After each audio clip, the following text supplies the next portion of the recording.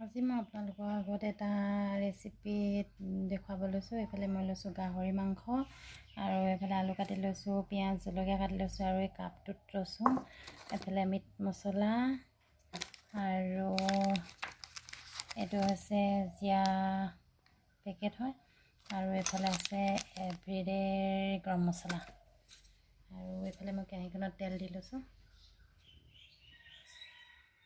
তেল দি লৈছোঁ আৰু তেলখিনি গৰম হ'ল। এতিয়া মই পিঁয়াজ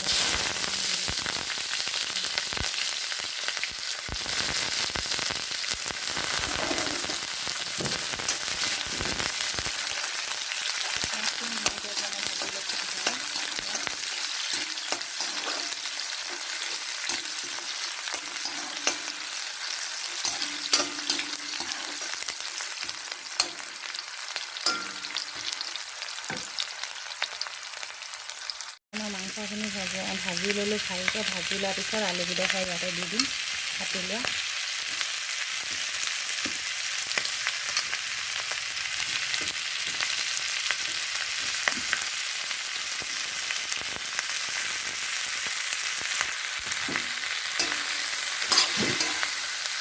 মছলাখিনি দি মেলি ভালদৰে মাংসখিনি ভাজি লৈছোঁ যে আপোনালোকক মই মছলাখিনি ঘৰতে দেখাবলৈ নহয়।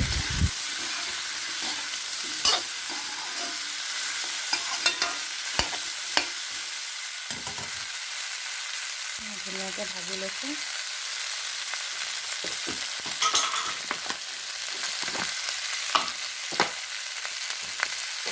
আৰু এতিয়া মই সোৱাদ অনুসৰি নিমখ দি দিম ইয়াত 1 চামুচ।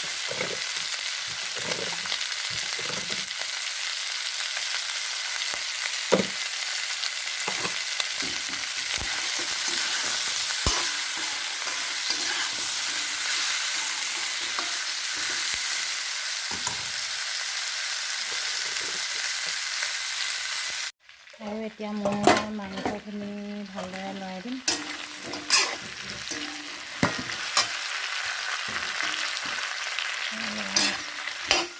এতিয়া আলুবোৰ সিজিছে। এতিয়া মই এইফালে কাটি লোৱা বিলাহীখিনি দি দিম। আৰু এটা কথা ক'বলৈ পাহৰিছিলোঁ আপোনালোকক, মই গাহৰি মাংসৰ লগত এয়া জাতিলাও পাত কেইটামান লৈ লৈছোঁ, এইকেইটাও লগতে দি দিম। আপোনালোকে এনেকৈ জাতিলাও দি খাই চাবচোন, কিমান টেষ্টি লাগে খাবলৈ মাংসৰ লগত। মই এতিয়া বিলাহীখিনি দি দিলোঁ মাংসৰ লগত ধুনীয়াকৈ।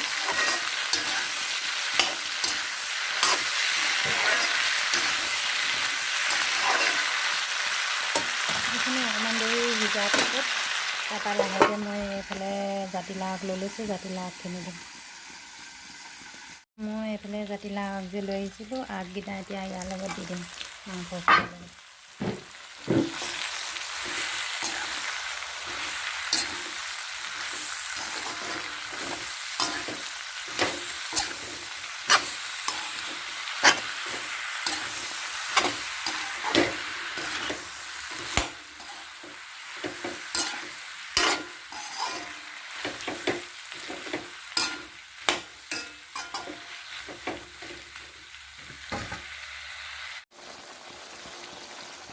পানী দি দিছোঁ, ধুনীয়াকৈ গেছ কৰি দিম।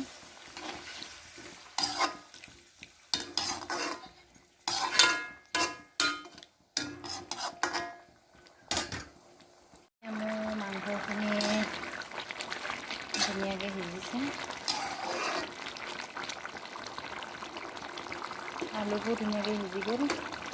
এইফালে জাতিলাও আগবোৰতো এনেও এইবিলাক কোমলীয়া আগ হয়, পুটুককৈ সিজি যায়। আপোনালোকে কেতিয়াবা এনেকৈ দি খাই চাবচোন কেনেকুৱা লাগে গাহৰি মাংসৰ লগত। মোৰ কিন্তু বহুত টেষ্টি লাগে খাবলৈ।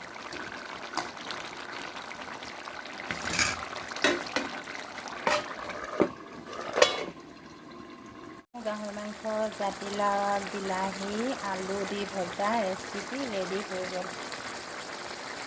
ৰেচিপিটো খাই ভাল লাগে আপোনালোকৰ লাইক কমেণ্ট আৰু ছাবস্ক্ৰাইব কৰি দিব আৰু লগতে শ্বেয়াৰ কৰি দিব। আজিলৈ ভিডিঅ'টো ইমানেই। Bye bye.